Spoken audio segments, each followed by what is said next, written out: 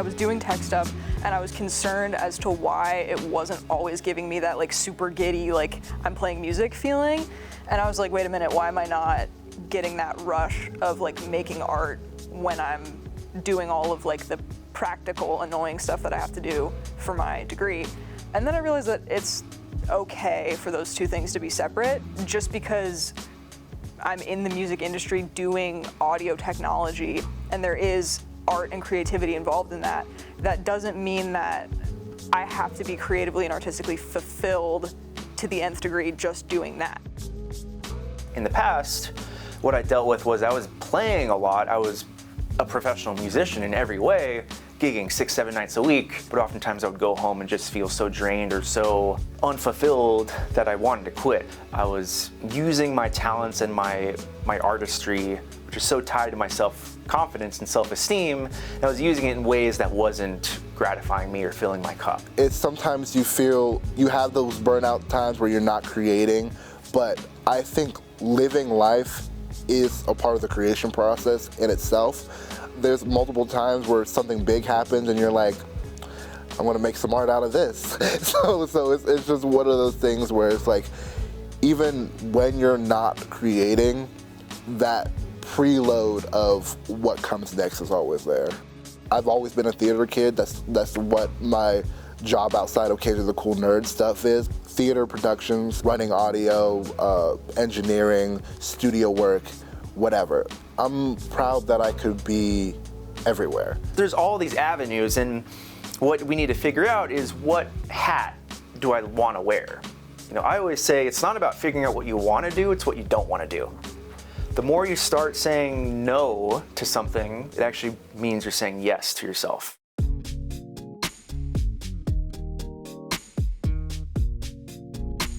I feel like I'm just looking for situations and people and jobs that just make me happy to be there and happy to be making music with those people. In this sort of local indie music scene, it is a lot of other bands asking other bands to play with them because they'll like get an opportunity to play a gig, but then it's up to them to bring in the other artists. It's interesting. I think that there is a definite sense of community in that sense because like it's kind of like we're all starving artists and we're all like, hey, I need you to come play at this thing so that I can play at this thing. We've definitely made a lot of friends through that. Do I believe that you need a music degree or any degree to be successful in the industry? Obviously not.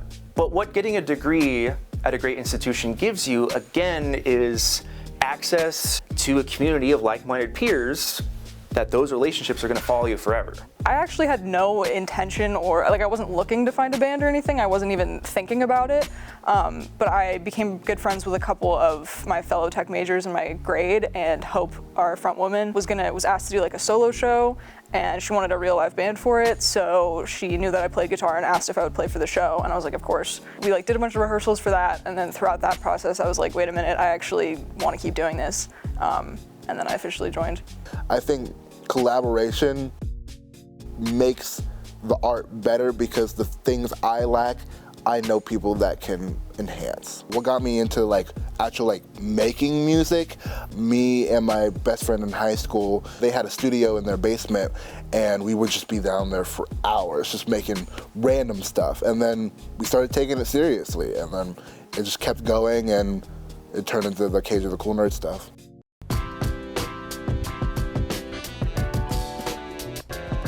It's at the infancy stages of a brand, but I'm finally getting together who KJ the Cool Nerd is. Because KJ the Cool Nerd is different from Keith Lamar Queener Jr. It's just finding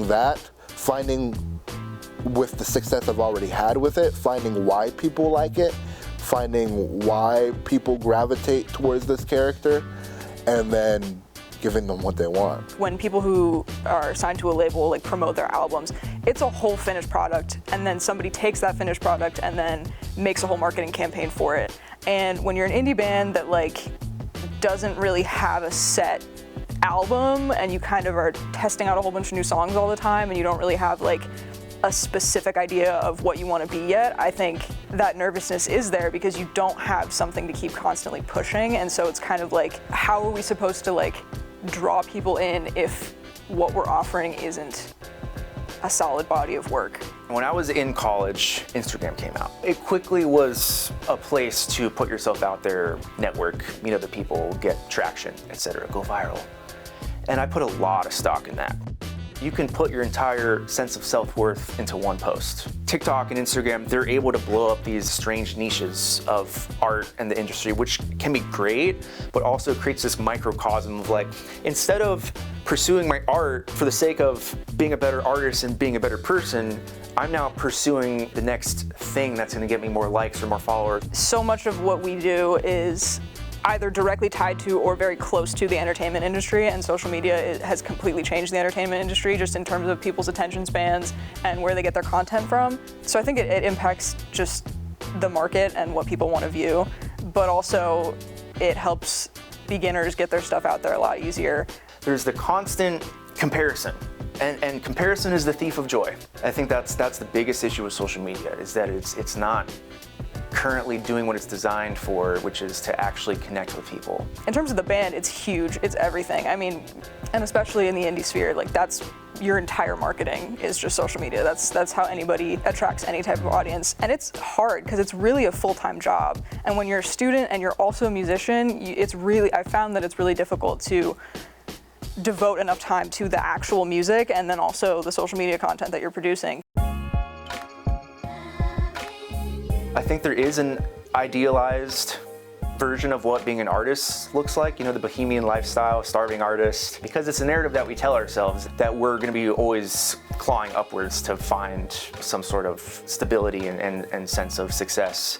We have to recognize that it's a spectrum. A lot of people think I'm either a rock star or I'm destitute, right? And there's no in between, black or white, but it's all gray, just like life. Music is just a reflection of life. The first event I put on, I was the headliner, and I got all the talent for it. I booked the venue, we got paid off of it. It was the first professional thing I was able to do.